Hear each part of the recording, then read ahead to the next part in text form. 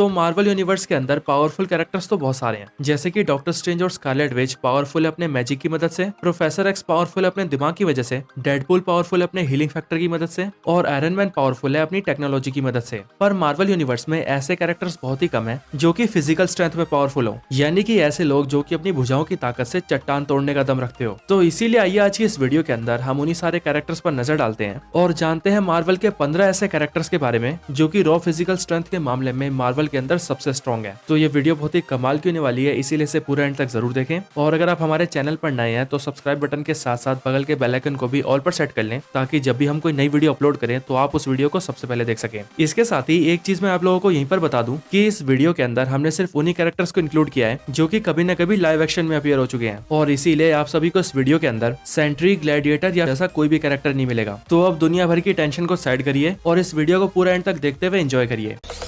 Zombie apocalypse.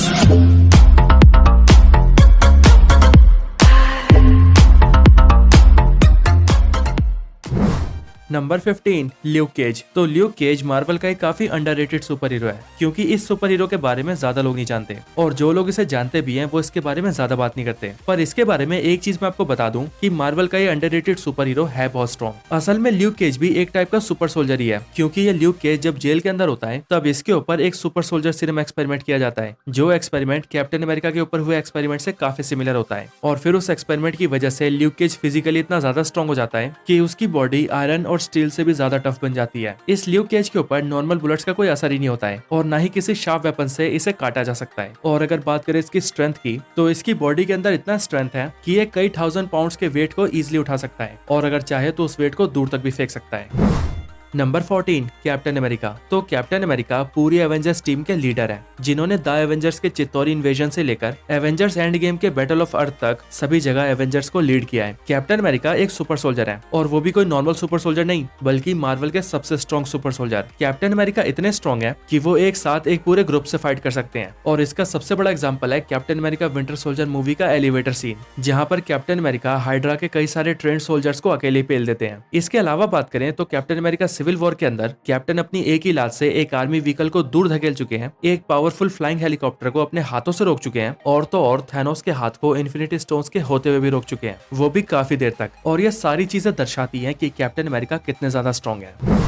Number 13 Spiderman. तो Spiderman Marvel का एक ऐसा सुपर हीरो है जिसे लोग पहली नजर में ज्यादा पावरफुल नहीं मानते, लेकिन मैं आप सभी को ये बताना चाहूंगा कि हमारे फ्रेंडली नेबरहुड स्पाइडरमैन के अंदर भी बहुत जान है। स्पाइडरमैन इतना स्ट्रॉन्ग है कि अगर वो अपना पूरा जोर लगाए तो वो 20 से 30 टन तक के वेट को बड़ी आसानी से उठा सकता है। एमसीयू के अंदर भी स्पाइडरमैन को बहुत स्ट्रॉन्ग दिखाया गया है, क्योंकि अगर आपको याद हो तो आपने देखा होगा कि Captain America Civil War movie के अंदर स्पाइडरमैन विंटर सोल्जर के हाथ को बहुत आसानी से रोक देता है, जबकि वहीं अगर हम कैप्टन की बात करें तो बकी का हाथ रोकने के लिए कैप्टन को अपनी वाइब्रेनियम शील्ड को यूज करना पड़ गया था। इनके अलावा स्पाइडरमैन होमकमिंग के अंदर स्पाइडरमैन एक भारी से एलिवेटर को भी काफी देर तक होल्ड करके रखता है, और फिर वो पानी के अंदर एक बड़े से शिप को अलग होने से भी बचाता है। हालांकि उसकी वो हालत भी स्पाइडरमैन ही करता है। इसके आगे अगर बात करें स्पाइडरमैन के दूसरे स्ट्रेंथ फीट्स की, तो अमेजिंग स्पाइडरमैन मूवी के अंदर स्पाइडरमैन एक कार को होल्ड करके उसे पानी में गिरने से बचा चुका है, और एक बड़ी सी स्कूल बस को अपने हाथों से होल्ड कर चुका है। और इन सब के भी ऊपर साल 2004 की स्पाइडरमैन 2 के अंदर स्पाइडरमैन एक फुल स्पीड रनिंग ट्रेन को भी रोक चुका है।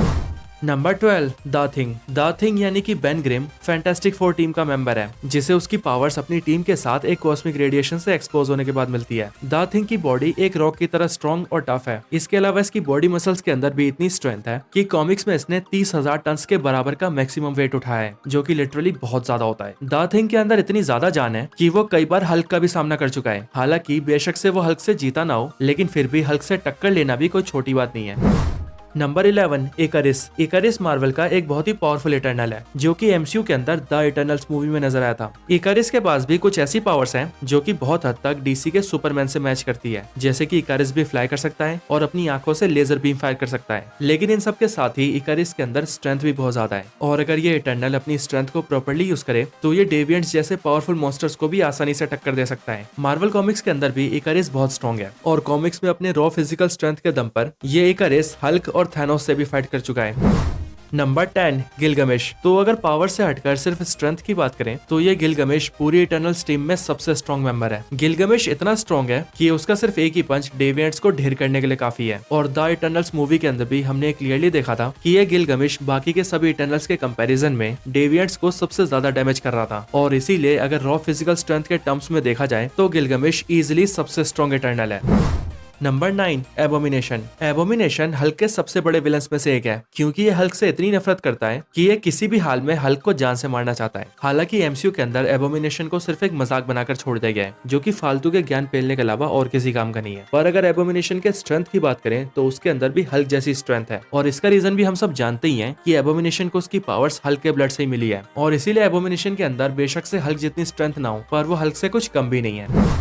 Number 8 captain Marvel. तो कैप्टन मार्वल पूरे एमसीयू की one of the most powerful super hero है। कैप्टन मार्वल बेसिकली एक क्री ह्यूमन हाइब्रिड है, और इसके अंदर जो पावर्स है वो उसे एक इन्फिनिटी स्टोन के जरिए मिली है। कैप्टन मार्वल के पास अपनी नॉर्मल फॉर्म के अलावा एक बाइनरी फॉर्म भी है, और ये अपनी बाइनरी फॉर्म के अंदर तो बहुत पावरफुल है ही, लेकिन जब वो अपनी बाइनरी फॉर्म में नहीं होती तब भी वो बहुत ही ज्यादा स्ट्रॉन्ग होती है। कैप्टन मार्वल की बॉडी के अंदर इतना स्ट्रेंथ है कि ये कई 1000 टन के वेट को भी लिफ्ट कर सकती है। एवेंजर्स एंड गेम के अंदर कैप्टन मार्वल उस स्पेसशिप को बड़े आराम से उठाकर अर्थ पर ले आती है, जिसके अंदर आयरन मैन और नेबुला होते हैं। और फिर आगे चलकर कैप्टन मार्वल जब बैटल ऑफ अर्थ में आती है तब पहले तो वो थैनोस के पूरे स्पेसशिप को डिस्ट्रॉय कर देती है, और फिर वो थैनोस को इन्फिनिटी गाउंटलेट पहनने के बावजूद भी स्नैप करने से रोक देती है। और कैप्टन मार्वल की इस स्ट्रेंथ को देखकर थैनोस भी शॉक रह जाता है, जिसके बाद थैनोस को कैप्टन मार्वल के ऊपर पावर स्टोन यूज करना पड़ जाता है।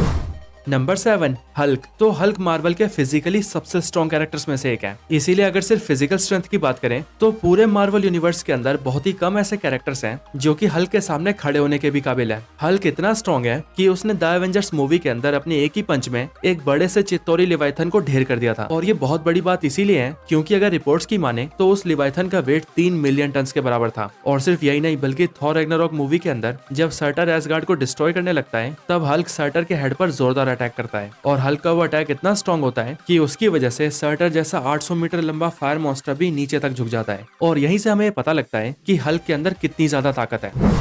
नंबर 6 हेला। तो मौत की देवी हेला थॉर की बहन और ओडिन की बेटी है। हेला एक बहुत ही इम्पेशेंट और वायलेंट कैरेक्टर है जिसने अपनी लाइफ में लाखों लोगों की जान ली है, और जब ये किसी की जान लेती है तो ये उसे मारने से पहले एक बार भी नहीं सोचती। हेला एक एसगार्डियन गॉडेस है, और एक एसगार्डियन गॉडेस होने की वजह से हेला की स्ट्रेंथ गॉड लेवल की है। हेला का फिजिकल स्ट्रेंथ इतना ज्यादा है कि वो यूनिवर्स के सबसे स्ट्रॉन्ग मेटल कहे जाने वाले उरुम मेटल को भी सिर्फ अपने हाथों से तोड़ सकती है। और थॉर रैग्नारोक मूवी के अंदर भी हमने क्लियरली देखा था कि जब थॉर हेला के ऊपर अपने म्योनिर से अटैक करता है तब वो उरुम मेटल से बने म्योनिर को भी अपने हाथों से पकड़ लेती है, और फिर बिना कोई ज्यादा एफर्ट किए ही वो म्योनिर को टुकड़ों में तोड़ देती है, जो चीज ये दर्शाती है कि हेला के अंदर कितनी ज्यादा स्ट्रेंथ है।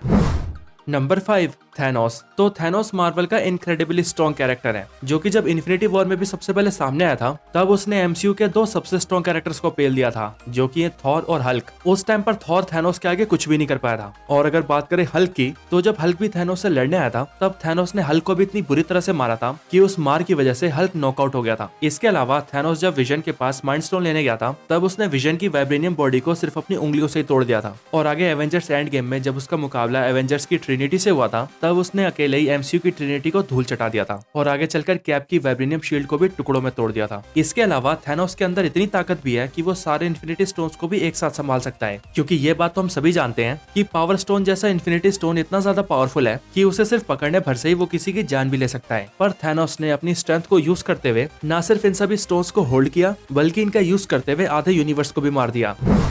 Number 4 Zeus. तो जियोस सारे ओलंपियन गॉड्स का किंग होने के साथ साथ खुद भी सबसे पावरफुल ओलंपियन गॉड है। Zeus god of the sky, god of weather और गॉड ऑफ हेवन है, और इसे सभी ओलंपियन गॉड्स के रूलर के साथ साथ उनका प्रोटेक्टर भी बताया गया है। जियोस की पावर्स की बात करें तो जियोस की पावर्स इतनी ज्यादा है कि सारे ओलंपियन गॉड्स की कंबाइंड पावर्स भी जियोस की पावर्स के आगे कुछ भी नहीं है। पर इससे हटकर अगर सिर्फ जियोस की स्ट्रेंथ की बात करें तो जियोस इतना ज्यादा स्ट्रॉन्ग है कि ये अनलिमिटेड अमाउंट ऑफ वेट को उठा सकता है। कॉमिक्स में भी जियोस इतना स्ट्रॉन्ग है कि एक बार जब हल्क जियोस से लड़ने आया था तब जियोस ने हल्क को इतनी बुरी तरह से मारा था कि हल्क को खून की उल्टियां हो गई थी। इसके भी ऊपर जियोस ने थॉर को भी बहुत बुरी तरह से मारा है, और एक बार तो गैलेक्टस से लड़कर उसे भी डिफीट किया है।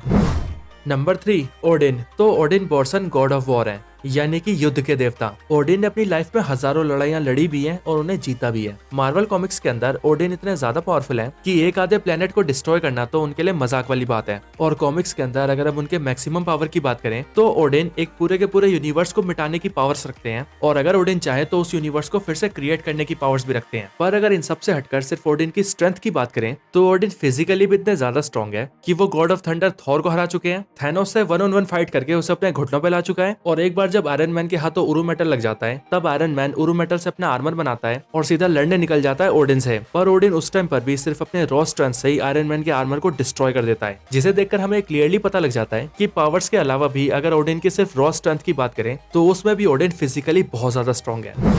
Number 2, Thor. Thor Odinson god of thunder होने के साथ साथ पूरे 9 रियाम्स का ऑल फादर भी है। थॉर सबसे पावरफुल एसगार्डियन गॉड है। यहाँ तक कि थॉर की पावर्स तो इतनी ज्यादा है कि वो वेदर को कंट्रोल कर सकता है, किसी के ऊपर लाइटनिंग ब्लास्ट कर सकता है, स्पीड ऑफ लाइट से फ्लाई कर सकता है, और तो और अगर वो चाहे तो एक पूरे प्लेनेट तक को डिस्ट्रॉय कर सकता है। पर अगर थॉर की पावर से हटकर सिर्फ उसकी स्ट्रेंथ की बात करें तो थॉर का रॉ फिजिकल स्ट्रेंथ भी इतना ज्यादा है कि वो सिर्फ अपने हाथों से वाइब्रेनियम और एडमेंटियम जैसे मेटल्स को तोड़ सकता है। और वैसे तो थॉर को उरू मेटल को तोड़ने की कोई जरूरत नहीं पड़ी अब तक, लेकिन अगर इन फ्यूचर थॉर को ऐसा कुछ करना पड़े तो वो यूनिवर्स के सबसे स्ट्रॉन्ग मेटल यानी कि उरू मेटल को भी सिर्फ अपने हाथों से तोड़ने का दम रखता है। Number 1, Hercules. तो हरकुलिस तो स्ट्रेंथ का देवता है, इसीलिए इसे गॉड ऑफ स्ट्रेंथ कहते हैं। हरकुलिस का स्ट्रेंथ सारे ओलंपियन गॉड्स में भी सबसे ज्यादा है। यहाँ तक कि अगर हरकुलिस के फादर जियोस की बात करें तो अगर सिर्फ स्ट्रेंथ के टर्म्स में देखा जाए तो फिर हरकुलिस के अंदर अपने फादर जियोस से भी ज्यादा ताकत है, क्योंकि हरकुलिस रॉ फिजिकल स्ट्रेंथ में जियोस से भी ज्यादा स्ट्रॉन्ग है। इसके अलावा अगर बात करें मार्वल कॉमिक्स की तो मार्वल कॉमिक्स में भी हरकुलिस इतना स्ट्रॉन्ग है कि वो गैलेक्टस और एबोमिनेशन जैसे पावरफुल कैरेक्टर्स को हरा चुका है, द थिंग को लिटरली नॉकआउट कर चुका है, सिल्वर सर्फर के सर्फ बोर्ड को तोड़ चुका है, और मैनहट्टन शहर के पूरे आइलैंड को उठा चुका है, वो भी सिर्फ अपने हाथों से। और इसीलिए इन सब से हमें पता लगता है कि रॉ फिजिकल स्ट्रेंथ के टर्म्स में हरकुलिस पूरे मार्वल यूनिवर्स में सबसे स्ट्रॉन्ग है। तो यही मार्वल यूनिवर्स के वो 15 कैरेक्टर्स हैं जिनकी स्ट्रेंथ सबसे ज्यादा है। वैसे आपको ये वीडियो कैसी लगी मुझे कमेंट्स में जरूर बताएं, और अगर आपका कोई और रिकमेंडेशन हो तो वो भी जरूर बताएं। इसके अलावा अगर आपको हमारी ऐसी वीडियोस अच्छी लगती हैं तो मैंने डिस्क्रिप्शन के अंदर और भी कई कमाल की वीडियोस का लिंक डाल रखा है जो वीडियोस आपको काफी पसंद आ सकती हैं। मैं आपको सजेस्ट करूंगा कि आप उन सारी वीडियोस को चेकआउट जरूर करें। तो बस आज की इस वीडियो में इतना ही। इस वीडियो को यहीं पर एंड करते हैं। ये वीडियो अच्छी लगी हो तो इसे लाइक जरूर करें, चैनल को सब्सक्राइब नहीं किया तो अभी कभी सब्सक्राइब करें। बाकी मैं आपसे मिलता हूँ ऐसे किसी और बेहतरीन वीडियो में, तब तक के लिए गुड बाय।